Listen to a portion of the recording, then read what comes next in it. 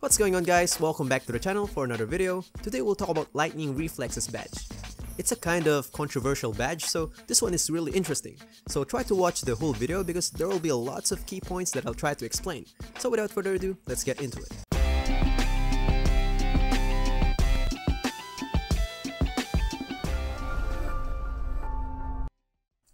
So more than 2 months ago, I made a video about it, and the conclusion was the badge is not worth it, because it only concerns the earlier queue on read and react system, which doesn't really work.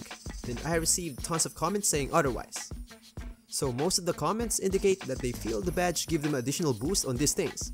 Lateral quickness, the reflex on their steals, better pick reaction, better rebounding, better blocking, better spin reaction, so basically it boosts defense and rebounding.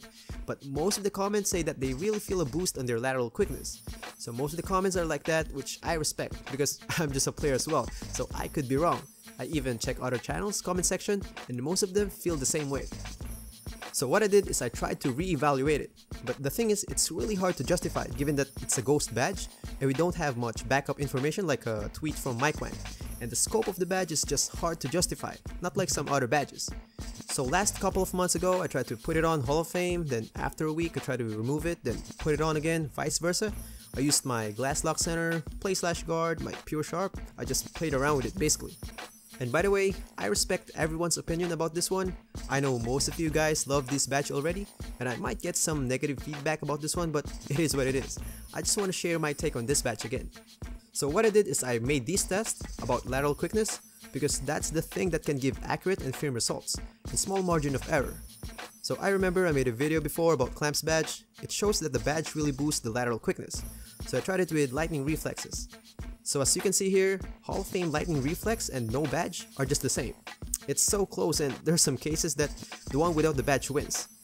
I tried a couple more test runs to have a bit of efficiency and same results.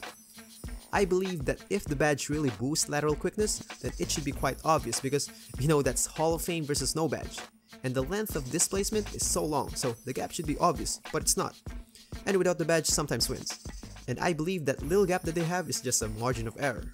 Now to justify that Blacktop works with this test, I tested with Clamps badge again, Hall of Fame versus no badge, and the gap was so obvious, and Hall of Fame always wins. I even tried it a lot of times and Hall of Fame wins always, landslide. Now let's go to the next part. So after months of testing, I can't really feel a boost just like other badges honestly. If you watch some of my videos, you know how much I pay attention to small details, but this time I can't really feel any difference to be honest. I know you might think otherwise and I respect that, but please hear me out. So here's my approach why I said that. We all know that it's a ghost badge, right? So when testing ghost badge, I got two key things I need to consider. First, the difference between Hall of Fame and no badge should be obvious, just like most badges. Like you can really feel that there's a change. Next one, so let's say I feel a boost on a particular badge after tons of testings, right? Then it should make sense. It should fit the badge description. I know some badge description could be misleading, but at least it should make sense to the game. I'll tell you about that later. So here's an example. Let's say Slither Finisher, a ghost badge. So I tested it a lot of times, and I can really feel that I can avoid contact when I have it on Hall of Fame. Then whatever I found out, I'll try to compare it with the badge description.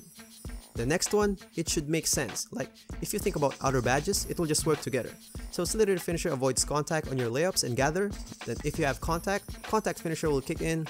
Then if you do hop steps, then you'll have Advanced Gather with fancy footwork. Then if you have tough layups, then Acrobat will kick in. Everything just makes sense, right? But for the case of Lightning Reflexes, like based on some comments, in my opinion, with all due respect, it doesn't make any sense at all to the game.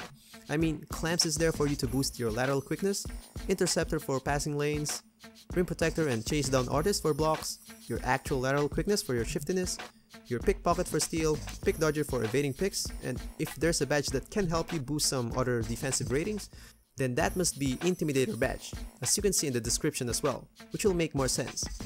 I think the one that contributes to the confusion is the Quick Reflexes badge from the previous year, but with this one it says a player who has quick reactions on the floor. It makes other players think that this is the same one, but it's not, I believe. Another one, I was thinking it might be a placebo effect as well.